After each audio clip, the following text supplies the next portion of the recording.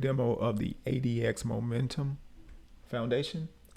We're going to start by opening our foundation, and we can see it's already in this right panel because I've opened this foundation before.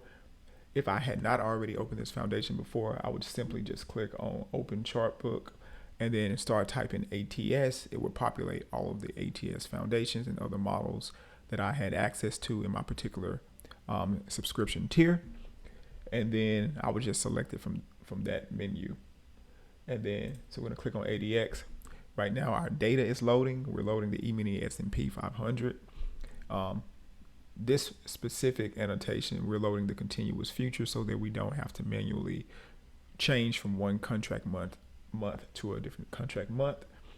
And we're gonna just zoom in a little bit here so we can see our bars better. And then we have our ADX. We have our volatility machine learning models and our liquidity models, and we see our ADX Momentum Foundation.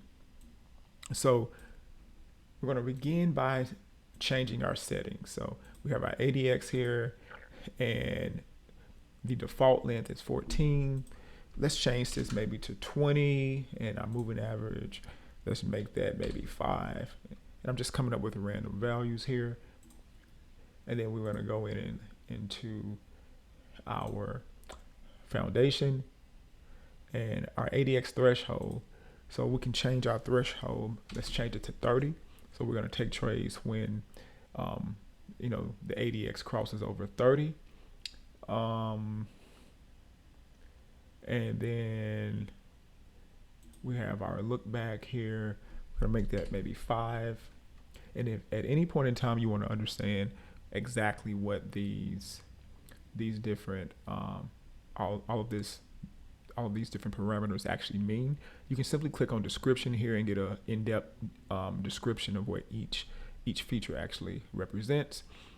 And then we're going to enter on the close. So we're going to wait for the bar to close, get confirmation of the signal before we enter, and then we're going to use dynamic risk management. We're going to use institutional flow.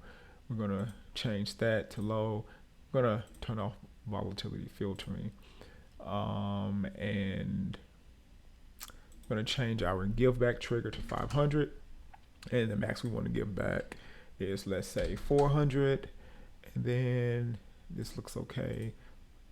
I'd like to use a trailing stop here as well.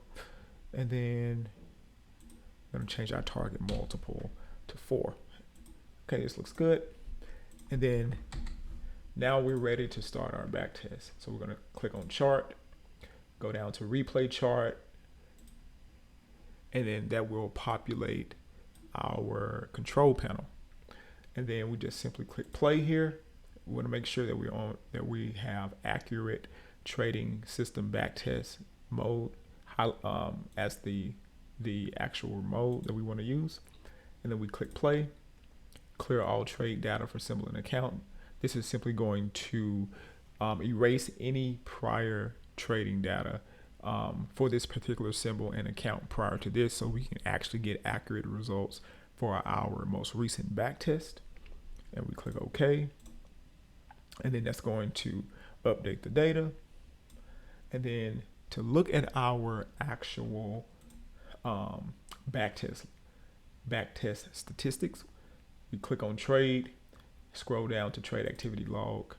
That would then populate our statistics here. So we get a lot of information here. We can see our trades, our period stats, a lot of information here following our back test. We can see here that our QC, or query counter, is now 0. This just lets us know how many queries are running in the background, things that have to be updated on the back end of the platform. And then we want to wait to this is it has a value of 0 to begin our back test. So we can see we have a value of 0. So now we can start our back test. We just click play, and we can see that our machine learning models are updating in real time for volatility and as well as liquidity. We can also see the spikes in volatility. We can see the spikes in liquidity as well. corresponding to different, activity in the market.